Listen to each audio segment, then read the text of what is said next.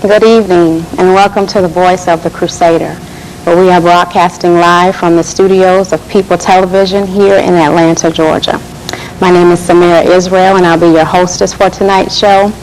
And on behalf of everyone here that assists with the production of this show, I'd like to thank you for tuning in and welcome you to our show. Tonight we're going to be dealing with the topic of who are the so-called African Americans. And we have a special treat for you all, as we have with us today as our special guest the elder priest of the New Covenant Congregation of Israel, Yaakov ben Israel. Shalom, Elder. Shalom, my sister. And thank you for joining us tonight. So I guess, Elder, the million-dollar question that it seems that no one is really asking, especially our people, because we don't think that we are lost people that need to be found, or that we are any different than what we've been told as far as being the so-called African Americans or the Negro, is really who we are. Because when we deal with the scripture and looking at the Bible, we see that there was a nation of people that was chosen by the Most High and set up to teach his laws to the rest of the world. But it seems, according to these scriptures, that this nation of people was cast off for not doing it and sent off and scattered abroad, and now we're looking for the restoration, the regathering of these people. And I know we can pick this up a little bit in dealing with covenants that were made with this nation of people, starting with the covenant that was made with Abraham. Abraham being the first Hebrew, and dealing a little bit about the covenant that was made with him. Can you start expanding on that a little bit for us? Well, one thing that people don't really understand is that Yahweh is a covenant God. What he does by covenant, see. And the thing of it is that Yahweh he just didn't deal with man. See, so he brought the flood up because man was wicked from his beginning. He said nothing's going to be restrained from man. So what he did was he brought the flood upon the earth and killed off all the seeds except one, the holy seed. See, Noah was the holy seed. See, people don't understand that Adam was the son of God, so was Christ the son of God. So the holy seed came down, the bloodline. The bloodline came down from Adam, down through Seth, down to Noah, and then to Shem, and from Shem down to Abraham. You see, so what it is, it shows, the Bible shows that not only does it shows the history of the world, but it tells you exactly who the families are upon the earth. You see, and this is what, when people get into the New Testament, by not going back and laying a foundation, they don't see that Yahweh didn't talk to all the families on the earth. He only talked to one family. And that one family was the family that he chose. He chose Abraham, gave him Isaac, gave Isaac Jacob, gave Jacob 12 boys, and it was the 12 boys that he made that covenant with. And for the first time, Yahweh had visited man and chose him a nation of people for himself when he separated us from the Egyptians, you see. So, but in order to understand that, what you have to do is you have to get back into the covenant that was made with Abraham in the book of Genesis. And I think it's in Genesis 12. In Genesis chapter 12 and verse 1, it says, "Now Yahweh has said unto Abram, get you out of your country and from your kindred and from your father's house into a land that I will show you. And I will make of you a great nation, and I will bless you and will make your name great, and you shall be a blessing. And I will bless them that bless you, and curse him that curse you, and in you shall all the families of the earth be blessed." Now, that was a promise.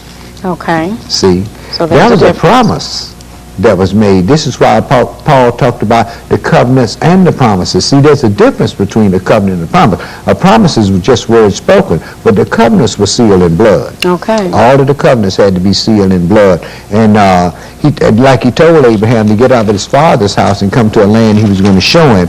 And I want to go into Genesis 15 and read what he told him in Genesis 15 here. Genesis 15, and I'm going to pick this up at verse 13. And he said unto Abram, "Know of a surety that your seed shall be a stranger in the land that is not theirs, and shall serve them, and they shall afflict them 400 years. Now, if you go down, when our people went down in Egypt, they weren't afflicted except for about the last 100 years they were there. Right. But here it said they will be afflicted. They will do service and they will be afflicted for 400 years. So this was another captivity that he was talking about. And what's so strange about that is when you check the history of the people in Israel that are saying they're Jews today, they've never been in a 400-year captivity. And they've never been in captive in any land their fathers did not know of. It was us that had to be in captivity, and America was the new world, so this is the place that he said that your fathers did not know of. Verse 14, and also that nation whom they serve will I judge, and afterwards shall they come out with great substance, and you shall go to your fathers in peace, and you shall be buried in the good old age. But in the fourth generation they shall come here again, for the iniquity of the Amorites is not yet full. Now I'm going to skip down to verse 18. And the same day Yahweh made a covenant with Abraham, saying unto him, unto your seed I have given this land from Egypt unto the great river, the river Euphrates. So our land, actually, that little sliver of land that our people finally inherited, that wasn't our land. He gave us the whole Fertile Crescent because this was his land. That's the land between where the river Nile stops and the great river Euphrates began at. That was the land that was given us. This was the land that Yahweh had, it's the heart of the earth, and it was the land that Yahweh had chose for himself to give to his holy people. This is why he gave it to Abraham by covenant. Right. Abraham, let me go read that. This is chapter 17. Okay.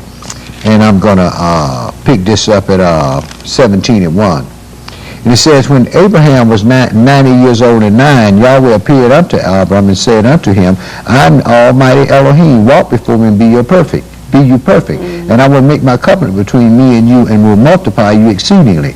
And Abraham fell upon his face and talked with Elohim, saying, as for me, behold, my covenant is with you, and you shall be a father of many nations. Neither shall your name be any more called Abram, but your name shall be called Abraham, for a father of many nations have I made you. And I will make you exceedingly fruitful, and I will make nations of you, and kings shall come out of you. And I will establish my covenant between me and you and your seed in their generations for an everlasting covenant, to be a God unto you and to your seed after you. And I will give unto you and to your seed after you the land whereon you are a stranger, all the land of Canaan, for an everlasting possession, and I will be their God. Praise God. You'll see, they went on and he took the birds and everything and divided them. He made the sacrifice, and that's when the land was given to us. But was another promise that was there.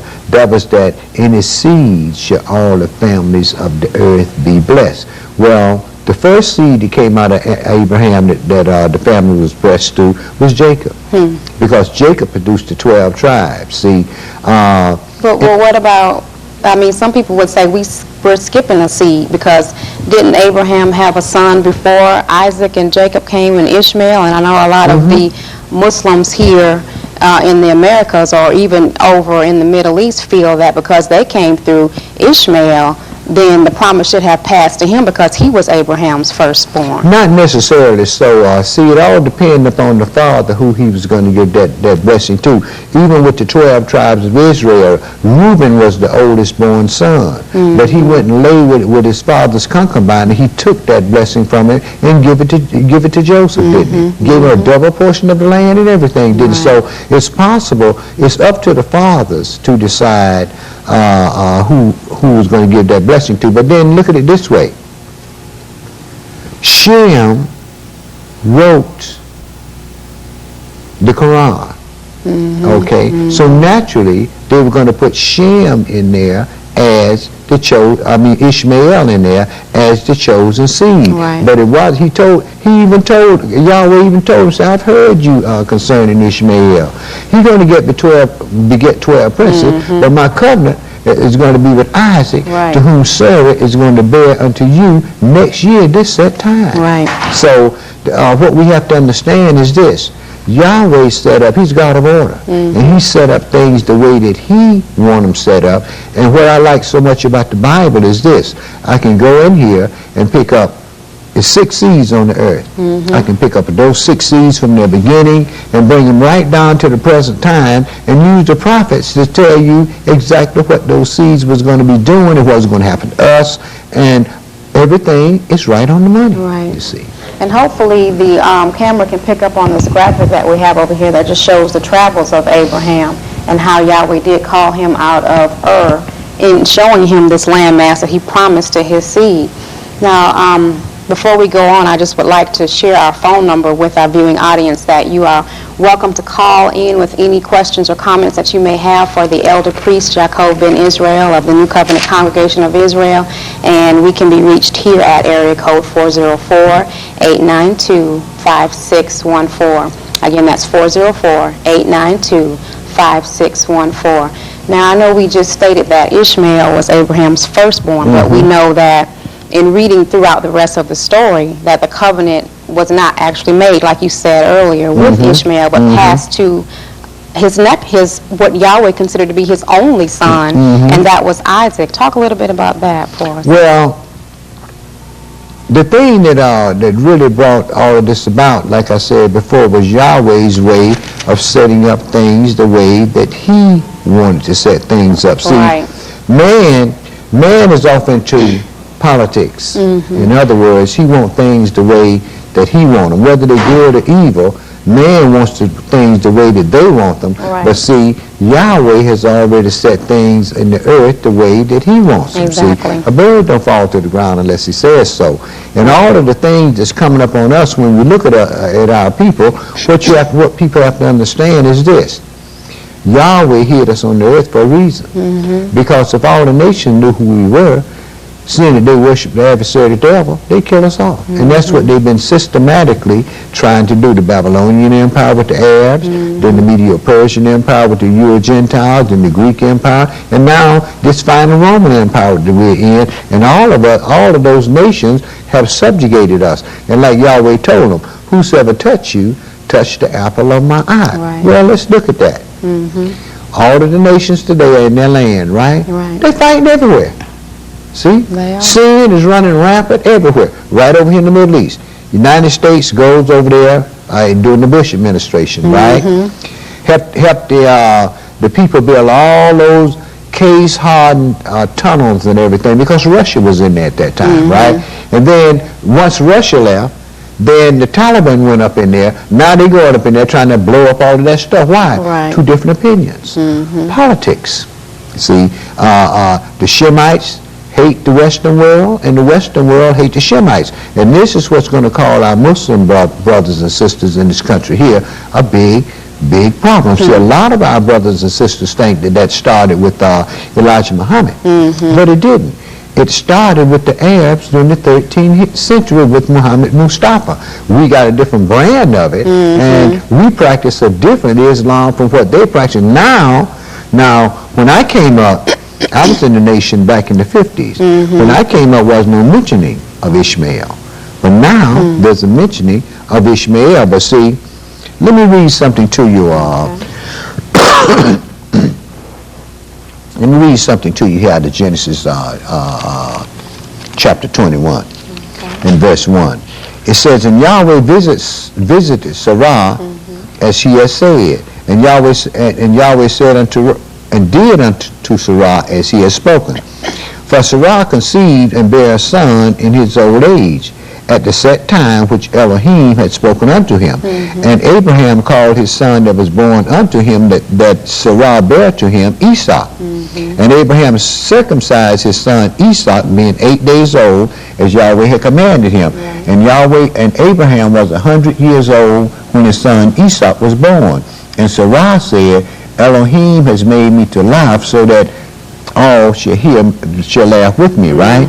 Okay, now I'm going to, and then what happened was Yahweh told Abraham to take that boy Isaac and take him up and sacrifice. Now understand now, he had already told him, say now, in Isaac shall the seed be called. But anyways, what he did was he took this boy. He told him, "You take your son, your only son, see, Isaac, and bring him up here and sacrifice him to me." Well, that had to do with tying up with Christ. You know, him receiving him back from the dead. And deals with Christ also. But what happened was, let me read that. Okay.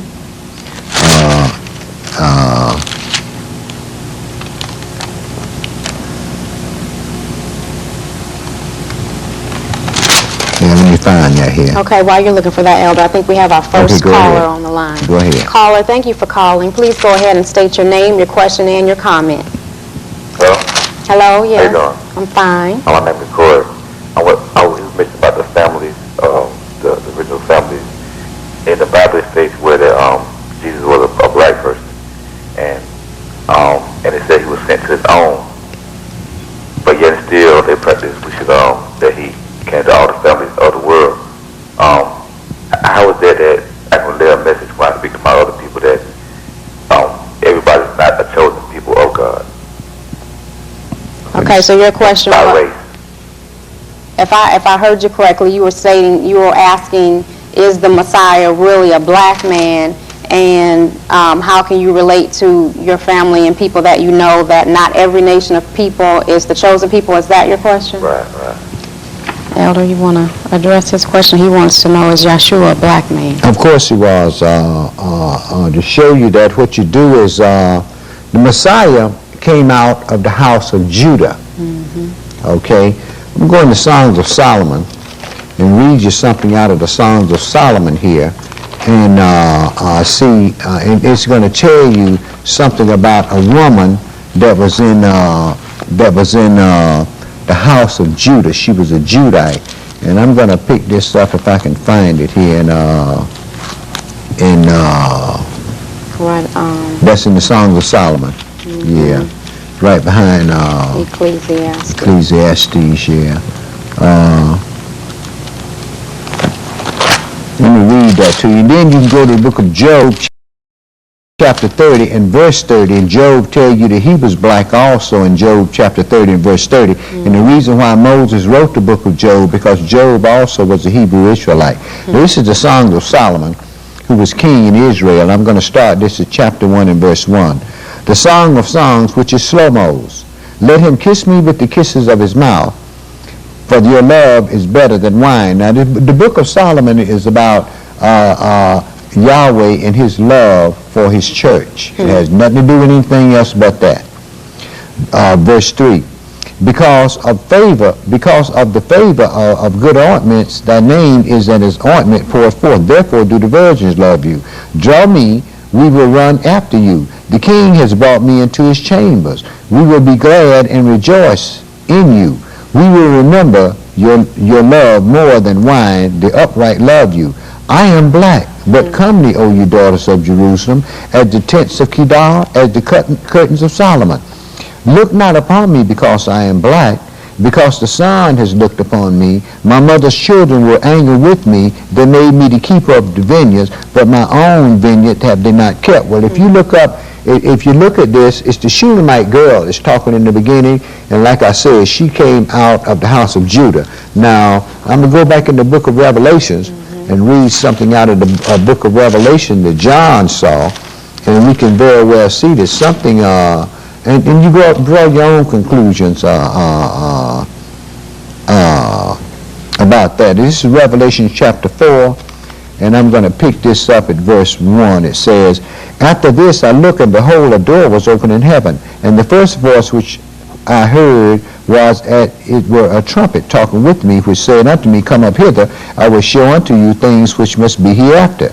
And immediately I was in the Spirit, and behold, a throne was set in heaven, and one sat on the throne, and he that sat was to look upon as a jasper and a sardine stone, and there was a rainbow around about the throne in sight of an emerald. Now, it says that he was to look upon as a jasper. A jasper is a gem. A jasper is a dark brown stone. You can look that up in the encyclopedia. Right. And it also said that his heads and his hairs, let me find that. It says that his head and his hairs was white like wool, and his legs and his thighs was as brass that was burnt in a furnace. Well, if you burn brass in a furnace, it's black. Exactly. So we know that he didn't have, that he wasn't white up here.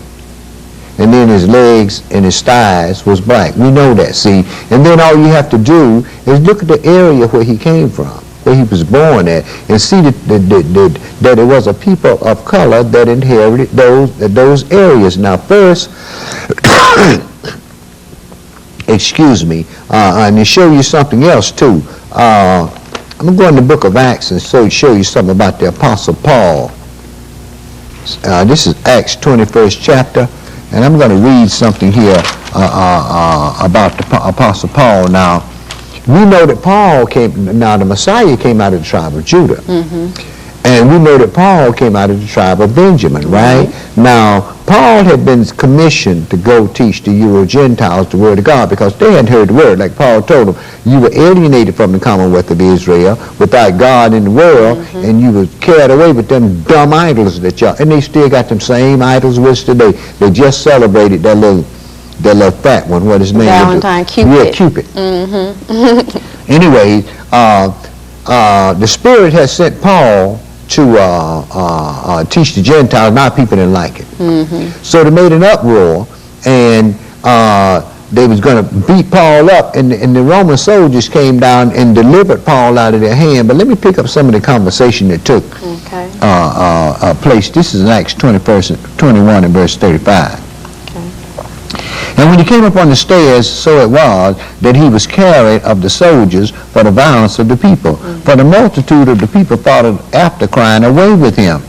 And as Saul was to be led into the castle, he said unto the chief captain, may I speak unto you? Who said, can you speak Greek? Mm-hmm. Are you not that Egyptian which before these days made an uproar and led us out into the wilderness 400 men that were murderers? Mm-hmm. But Paul said, I am a Jew of Tarsus.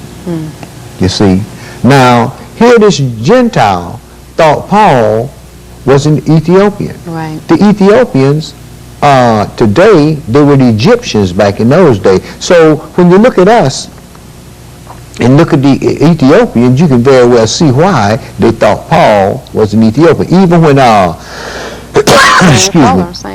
even when Jacob's son sold Joseph down in Egypt. Mm-hmm. Joseph was 17 years old when he went down there. And by the time they got down there, they didn't even recognize Joseph. And Joseph recognized him. And Joseph was the second ruler in Egypt, was standing right next to Pharaoh. Mm-hmm. You see, and they thought Joseph was an Egyptian. When Moses killed that Egyptian and went to the land of went to the land of Midian, the Midianites thought that Moses was an Egyptian, right. Not because of the clothes he wore, but because of the color of his skin. And when you carefully read the Bible, you find out that each time Yahweh brought a nation upon us to chasten us, many of our people went down in Egypt and hid among the Egyptians. Even David, when he was running from Saul, he went down in Egypt and hid among the Egyptians. So the reason why they did this was because both of them was the same color, and you couldn't tell the difference. See, but back then, it didn't have anything to do with color. This is something that came up with these latter-day Euro-Gentiles. Exactly. Back then, it came up with nation. Mm-hmm. It all depended. It had to do with which nation you were from. And so what Yahweh had done was just chosen a nation to represent him, and the nations hated us for it. Mm-hmm. But we can understand why people are so confused as far as the true depiction of the Messiah, because look at what we've been brainwashed, mm-hmm. this image that we've been given, mm-hmm. that, the Messiah is this Euro-Gentile with, all the features of, what we know to be Europeans or Caucasians today. And we have that, our people have that image so imprinted in our minds that for us to tell our people that the Messiah was a Hebrew or a black man, mm-hmm. like we were, they just, you get some of the comments like, well, what difference does that make? It makes a whole lot of difference. Mm-hmm. It makes a whole lot of difference because, like I said, Yahweh is God of order. And what he's sending his son here to do is set up a governmental system on the earth. Right. And the tribe, and he told you in Zechariah that the tribe of Judah, he was going to take the tribe of Judah and scatter them to the four corners of the earth, and they were going to be the governors of this earth, you see, because once the Messiah comes, see, all this mess that's going on today, all that's going to, he's going to destroy all the wicked out of the earth. I mean, of course, the Christians say they're going to heaven, which is the biggest lie in the world, but they going to heaven and the Messiah coming here, so they're going to miss him. Either way you look at it, they're going to miss the Messiah, because when you get in the New Testament, it was, and in 2 Samuel 7th chapter, it said that Yahweh was going to give unto the Messiah this throne of his father David. Mm-hmm. And he's going to reign over the house of Jacob forever. Well, see, like Paul told, let me go read that. This is in the book of Romans here.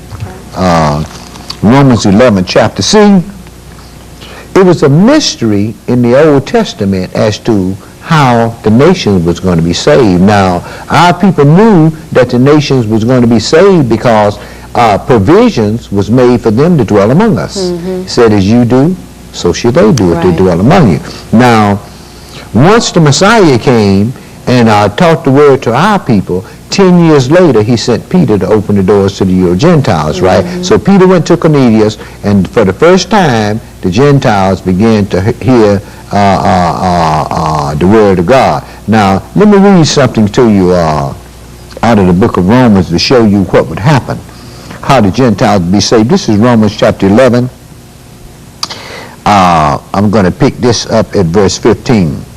It says, for if the casting away of them be the reconciling of the world, what shall the receiving of them be but life from the dead? For if the first fruits be holy, the lump is also holy.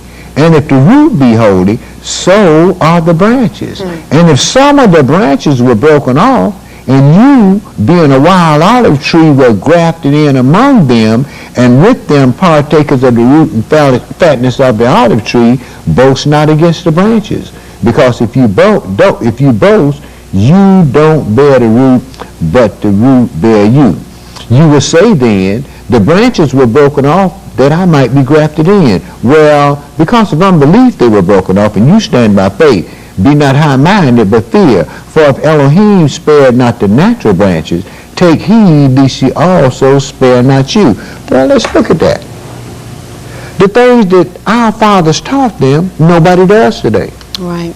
And the religions all the religions that we practice, we got from other nations of people. We either got it from the Arabs, the Africans, or these Gentiles. Well, what do we have of our own? I know we had something of our own when we came over here. Exactly. You see, but what we opted to do, we have to understand what happened. Here's a people that's in slavery, and trying to come up out of that slavery, we ended up doing what? We ended up trying to be more and more like Master, trying to be more and more like Master. Mm-hmm. And Master keep rejecting and said, no, you stay on your side of the track. Right. We went through all that civil rights movement, gave up the economic base out of our neighborhood just to be like Master. Exactly. Now, because we followed all those Christian preachers, now that we follow them, we are worse off now than we were before the civil rights movement. At least before the civil rights movement, we had our own schools.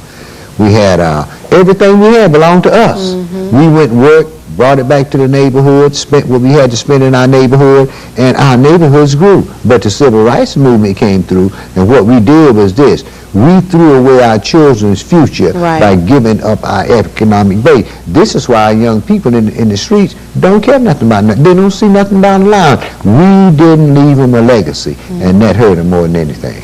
And I think, too, Elder, our people just we don't feel like we have any hope. I mean, we haven't been taught that the things that pertain in this book, which is really a history book, has everything to do with our nation of people. I mean, this whole book plots out the whole life and the whole dealings of one nation of people and how they relate to their God, who is Yahweh. Mm-hmm. And, when you try to deal with our people about this book, the first thing they want to say is it was written by a white man, or, we can't believe everything that's written in here, or that was then and things are different now because we have the new covenant, or we have the, what's being taught in the churches, which they don't go back into the law and the prophets at all. They just deal with bits and pieces.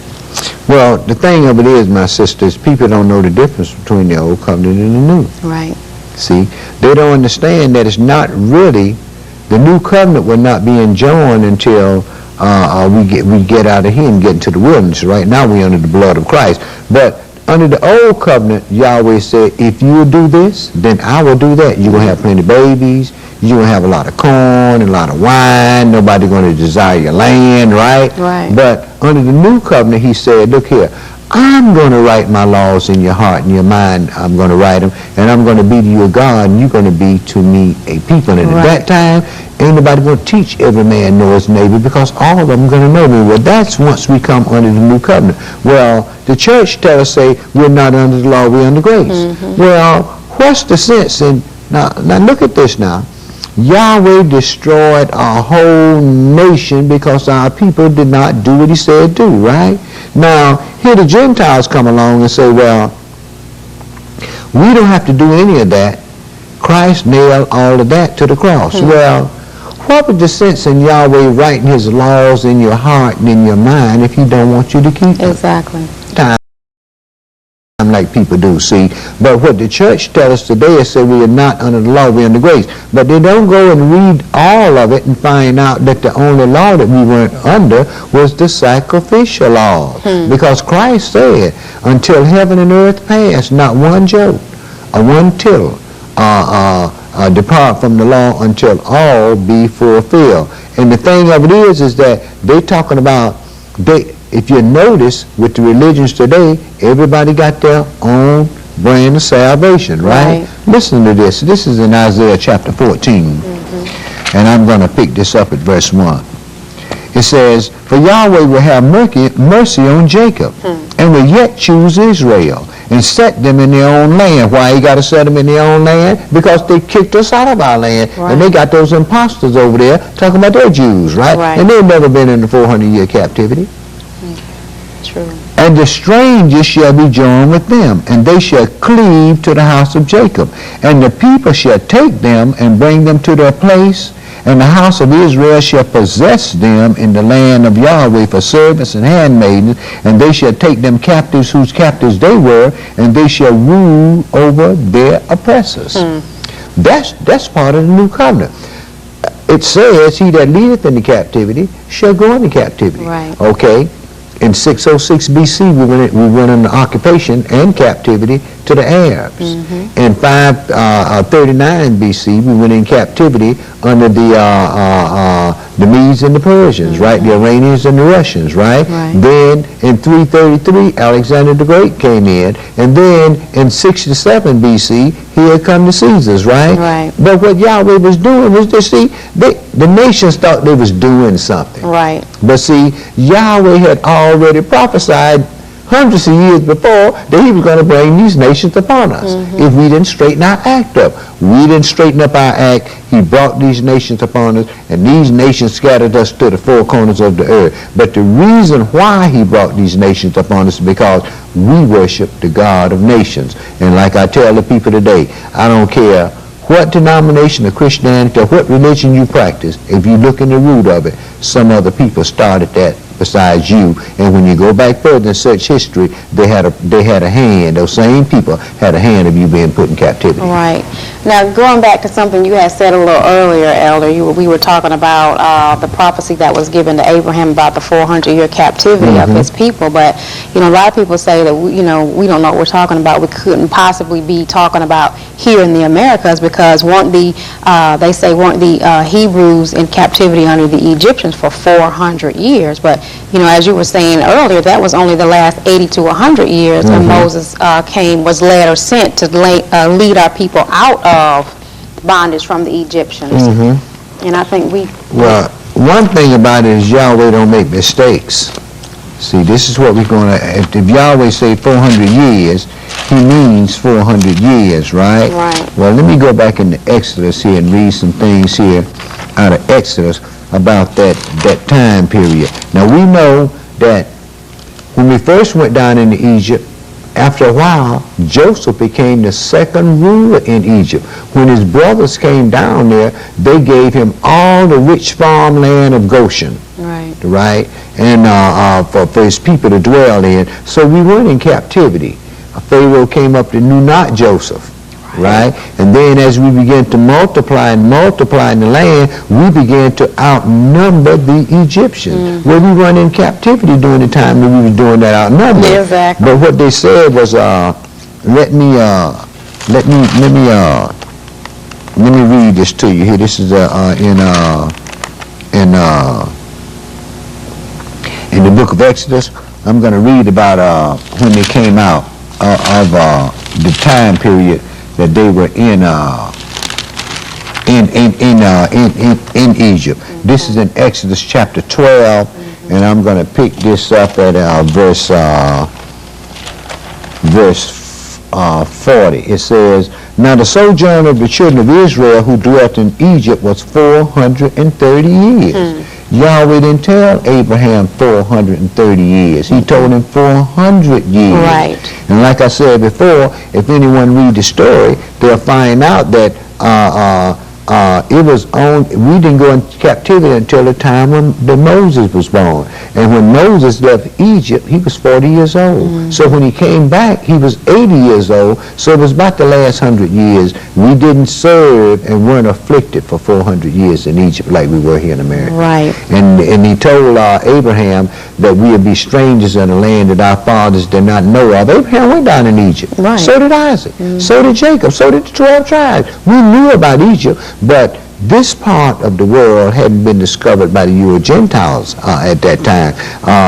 It wasn't on their maps. Okay, back then a lot of folks thought the earth was flat. They didn't want to go too far. Right. But this part of the earth hadn't been discovered, and this is why we were brought over here to fulfill that prophecy that he told us, I'm going to send you into captivity again with ships. And we came over here in ships for this 400 years. And when you look at what's setting up on the earth, the New World Order that was prophesied by the prophet Daniel and John the Revelator, when you look upon that and read the prophet Ezekiel and Isaiah and Jeremiah, they tell you that this is coming down the end of the 400 years.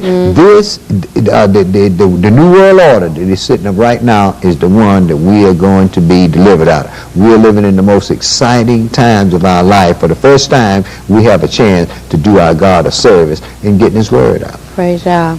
You know, Elder, there's a lot of nations, like we were talking about the Muslims and the people over there in the land who call themselves the Jews. Everybody wants to claim rights to our heritage, but no one wants to endure the curses that, Yahweh said through Moses that would befall our nation of people for not obeying Him.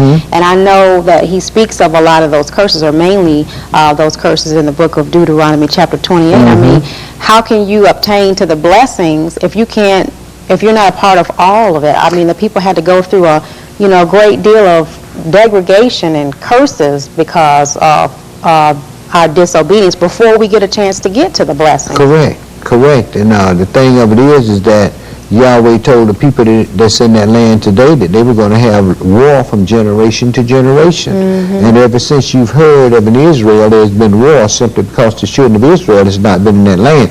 But He told us the things that was going to happen to us in Deuteronomy 28 chapter. When you read those things and look at all the nations on the earth, those things fit. We're the only people that those things fit like a glove. And when you look at us, we know that we're not Africans. No, we're not. See, we know that. I mean, like I keep asking people, how many Israelite men you notice married to even date African women? They keep their women away from us. They know, all the nations know who we are except us. Now, Herbert Armstrong came out talking about Ephraim was the United States and Manasseh was Great Britain, right? Well, how did Israel change to be Gentiles? Right. See, that's what I never could understand. The nations are claiming to be us, but the people that's claiming to be us are the Gentiles. Now, they can't be Gentiles and Hebrews also, because Abraham was the Hebrew, and Abraham didn't come out of Japhet. Abraham came out of Shem. And what's so funny is, I mean, it's just so widespread. Europeans as being the Jews, but when you get and deal with, the early parts of the scripture, I mean, Gentiles didn't come on the scene for a long time. I mean, it was mainly just the Hamite seed and the Shemitic seed that, we were dealing with all the way up until, because the Gentiles were barbarians in caves at that time. We weren't even dealing with that nation of people, really. Correct. And now all of a sudden they've just taken over the entire thing. They took on some things from the Hamitic nation. They've, as far as the gods and things that they worship, changed their names. They've taken on the things of our people, and they've just taken over the, like you read earlier in Romans, the whole olive tree, or all the things that were given to our people, and have turned them around. Of course, that's because they had us in captivity. See, they didn't have us to refute what they were doing, because they had us in captivity all over there. So we couldn't refute what they were doing, so they set up their thing, and once they got all of that paganism that they set up in place, at first, they didn't want us to go to church. Right. We were considered 3/5 of a human being by these Christians over here, right? And when we did start going to church, what did we do? We practiced the same denominations that Master practiced, right? Because that's what he taught us. He taught us that Christian thing. But see, the older folks had a different idea of salvation. See, that's where all those Negro spirituals came in at. They had a different idea. But then, as time progressed and we came up to today's time, our people don't know anything now, because they got professional ministers that go to church just to learn how to fleece the people in church. And they never talk about nations or anything, not understanding the Yahweh blessed nation. The new covenant that was sealed in Christ's blood was made with the house of Israel and the house of Judah. That's written in Hebrews 8 chapter and Jeremiah 31:31. But see, the nation don't want to deal with that. They want to circumvent these covenants. Yahweh made covenants from the beginning. They want to circumvent these covenants and set their thing in place. And this is the reason why the earth is in the shape it's in today. Exactly. I think we have another caller on the line. Caller, thank you for calling. Please state your name, your question, or your comment. My name is Richard, and I really enjoy the show. And I was just, just listening to y'all and been reading along with you, and I kind of watch you every now and then when I can catch you, and I really enjoy your show. But the things you were saying, I've been telling people, those things for quite a while about we are the chosen people over here in America, the black Americans, and it seems like we just don't want to accept the fact that, like, we want to kind of regress backwards. And I look back to the fact that, when we got to the point where we went through all the different name changes and finally got to black, and it seemed like we had some strength among us. And as you notice now, since I guess Jesse Jackson has come to make it political correct to call us African Americans, and you can see all the confusion among us as a people again. And I hope that he's really doing. And, and like I tell people, African, I'm not an African. I mean, my descendants might have come from, but all our people didn't come from Africa. And the fact that the Africans don't want to have anything to do with us anyway over here, and everybody knows who the American black man is but us. And it's a shame, and I'm glad that your program really is bringing this out, and I wish more people could tune in and really get this true understanding of what we are about here in America. Like I tell a lot of people, they always talk about the chosen people to come out the east. And I said, well, it all depends on which way you come to America. I said, you cross the Atlantic, you come west. When you come through the Pacific, you come east. So it all depends on which way you come to America. And, it's just sad that we as a people just cannot see who we really are. And, like I try to tell people sometimes that, Africa probably suffered for what they've done for us. They sold us into slavery. We didn't volunteer to get on those ships. And it wasn't just the Europeans that went down there to get us. It was tribes that sold us into slavery. And so, that's why probably a lot of the plagues are on Africa now, because they're being punished for how they did us as a nation down there. But I'm glad that you're, bringing things out. And I really enjoy your show, and just keep up good work. Thank you very much for your call.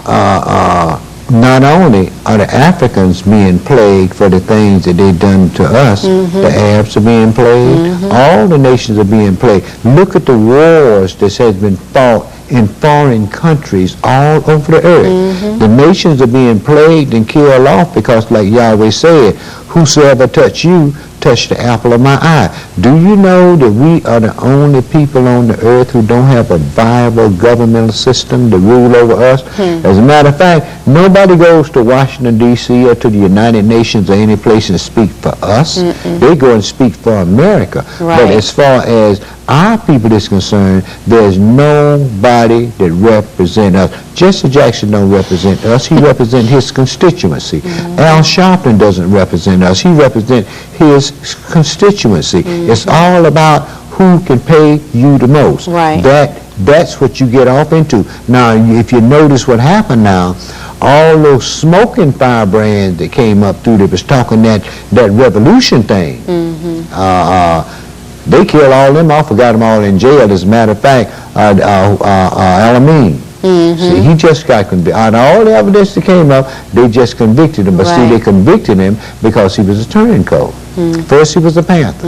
They ran him out the country. Then he came back under the guise of a born-again Christian. Then he turned Muslim, right? And then once he did that, he was on these people's hit list. Let's understand one thing. These Gentiles, they cannot stand the people in the Middle East. They go over there, they spend a lot of money, get everything stirred up, and before you know it, they're somewhere around there fighting. They've been doing the same thing all over the earth. And not only America, Europe does the same thing. They jump on who they want to. Why? Because it's politics. Expressing one's own views. See, this is what has caused all the wars on the earth. But see, we haven't got a government. We haven't got an army. So we haven't got any view. Exactly. I think we have another caller holding. We still have that caller? Caller, please go ahead and state your name, your question, or your comment. Hello? Shalom. How y'all doing? Shalom. What's going on, Evan? I go to the church. I've been going about 2.5 years in and out, but I just got baptized into the Word a little while back. But I just wanted to ask you about this book. I'm quite sure you picked it up before. You say you've been in the Nation of Islam since the 50s or something like that. You was in it back in the 50s. I think it's called the Islamic Revolution or Islamic Experience. The book is so good I done forgot the title of the name. But it pretty much breaks down that God, Allah. And I ain't even finished with the book. But I just want to ask you, have you read that book before? And I'll hang up. Yeah, brother, I read that one when it first came out. What was it called? I read that one. It was really it's another one out now called Mid-Eastern Wars. And he goes back and talk about Muhammad Mustafa and all those people, how the Arabs made their sweep of the Middle East in 625 and then again in the 1300s. As a matter of fact, when you read the Bible, Nebuchadnezzar, if you see where he came from, old ancient Babylon was in Iraq. Right along the Euphrates River. So we know that it was the Arabs that first came in upon us and destroyed God's holy temple. And since then, what you do is look at the things that has happened to them throughout the years. Everybody has been in their land fighting with them. Why? Because of the fact that the Arabs are considered antichrist. You see, now a lot of our people, we picked that Islam thing up, but see, a lot of our people also think that the name for their God is Allah, and it's not. Allah is an Arabic word that means God. That's not a name, it's a title. You see, so we get caught up in the things and we don't do the research, and then what we do, we end up knowing more about it than the people who started it. And our thing goes off a totally different direction from theirs, you know. And now here lately, what you think the Million Man March was all about? Them laying in the bed with the Christians, trying to get things going with the Christians, trying to see how many members they can get up out of that Christian church. But see, the thing of it is this: there's revolution on the wind. And the revolution is the truth. And all this stuff that folks coming up with, they can't prove that stuff. See, we have people calling in talking about, well, King James did this and King James did that. You know what? He never read the book. See, He never read the book. Couldn't because have. if he'd have read the book, he would have found out that all the nations on the earth is coming in servitude under the children of Israel. Right. You see, and that's what Yahweh is setting up on this earth, a governmental system so that man can live in peace and harmony on this earth. Every man sit on his own vine, every man is on his own fig tree, and the only thing that's going to bring peace to the earth is Yahweh's law. Praise Yah. Elder, I think we have another caller that's on hold. Caller, thank you for calling. Please go ahead and state your name, your question, or your comment. Hello? Hello? Yes, my name is Wandrikis. I have a question. Since we are the chosen people and we are cursed because of what our fathers did, so it wouldn't make a difference for us to try to change the state we're in and like go out and help our people, whatever. Sure. The law, see, just because of you're in the state we're in, brother, doesn't mean that the law is thrown away. See, the first rule is love you one another. You see, love will cover a multitude of sin. But the thing of it is we've allowed religions and wealth to separate us. We allowed Christian ministers to come up through during the civil rights movement and have the Southern Christian Leadership Conference and have the government to sign all kind of bills and so forth that separated us further and further apart. Sure, brother, we have to love each other. I mean, but like the scripture said, the love of many is going to wax cold. But see, when you know the truth, you can't help but love your neighbor as yourself, because Yahweh calls his sun to shine on the just as well as the unjust. Right. It's just like when I was working for the Gentiles. When I went to their job, I didn't slack. I gave them 8 hours, right? If they wanted 9, I gave them 9. I worked for them just like I was working for myself. You know why? That's fair. See, he told me what he was going to pay me, right? Right. Now, if I didn't want, if I thought the job was too hard, I should have told the man, say, well, look here, the job is a little bit too hard for me. I don't think I want that. You know, it's not paying enough money. But no, we'll go take the job and then get slack on the job, saying they ain't paying any money anyway. You knew that in the beginning. Right. You see, and the thing of it is this: we don't live up to the standard that we're supposed to live up to. But if we did, all the nations wouldn't do anything but hate us more and more, because Yahweh told us to remember the Sabbath day. They keep it holy, right? Right. They changed it. Exactly. See, they changed the Sunday. See, he gave us holy days to keep. They changed it. Right. You see, he told us, say, this law I'm giving you is your wisdom, knowledge, and understanding among the nations, right? They changed it. Right, they did. You see, simply because they are our enemies. Exactly. We are down to the last 3 minutes of our program, so I'd like to take this time to invite you to come out and fellowship with us at the New Covenant Congregation of Israel. We are located at 3901A Covington Highway in Decatur, Georgia.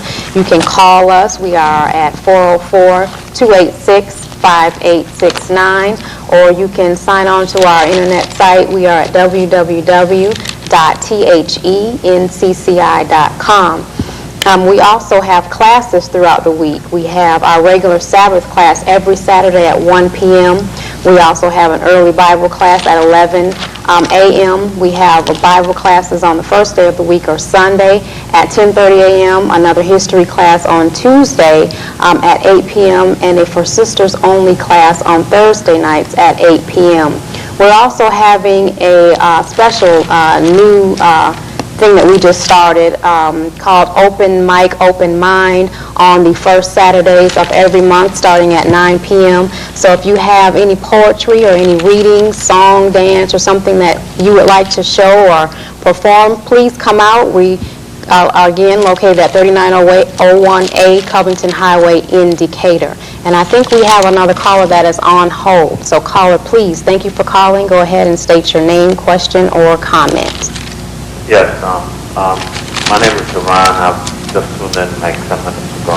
I wanted to ask the gentleman, how would he describe Christ as far as who he is and what role he plays in today in the life of I can Christian? barely hear him. Can't hear you, brother. You have to speak up and speak into your phone. Okay, I wanted to ask, I wanted you to describe who you thought Christ is as far as like the daily walk of a true Christian, like who and what position he currently holds in the universe as far as his divinity, just your beliefs on who Christ is. Thank you for your call. Well, the Messiah was the son of David, declared to be the son of God. That's who the Messiah was. He was the sacrificial lamb that was sent to redeem the children of Israel back to God. See, in redeeming us back to God, then what he did was he sent us to the nations. Now, as far as his place is concerned, he's the son of God. He's King of Kings, Lord of Lords. And it was said in 2 Samuel 7 that Yahweh was going to give unto him the throne of his father David, and he was going to reign over the house of Jacob forever. But all of that's going to be done right here on this earth, because the scripture tells you that after the 1,000 years are over, that this earth is going to become a lake of fire. That's the reason for the new heaven and the new earth as far as that is concerned. Now, as far as being a good Christian is concerned, a good Christian is doing just the good Christians is the one that got the earth in the shape it is today. The good Christians, they do not follow Christ. Right. Christ kept the law. Praise God. The apostles kept the law. They changed all the law, and then they set up their own stuff, and then they're going to tell me, well, like Passover, once a year. Right. They do it every first Sunday. Right? That's not what the scripture said. So the Christians is Yahweh's biggest enemy right here on the earth, and they prove it by not doing what Yahweh said. And if they were Yahweh's people and they did what he said, the earth wouldn't be the shape of it. Crime wouldn't be running rampant. It's sin. Right. And it's the governmental system that these Bible-toting folks that run the governments that has the earth in the shape it is in today. But like Christ said, salvation is of the Jews, not the Christians. Praise God. I think we're down to the last, are we 1 minute? Is that the time that we have left? So I'd like to thank you all again for watching, and remember that we are a Covington Highway in Decatur, Georgia. You can come down and bring your questions or comments that you may have for the elder, or you can call 404-286-5869. Log on to our website at www.thencci.com. Again, we have classes. We have many different publications that you can pick up. We have the Fifth Seal. We have the Hebrew Israelite, the Scroll. All these things are for your edification. Feel free to come pick them up or call. We can mail them out to you. Again, we want to thank you for tuning in, and we will see you next week. Thank you. Thank you, Elder. Shalom. Thank you, my dear. It's a pleasure being on the show with you. Praise God.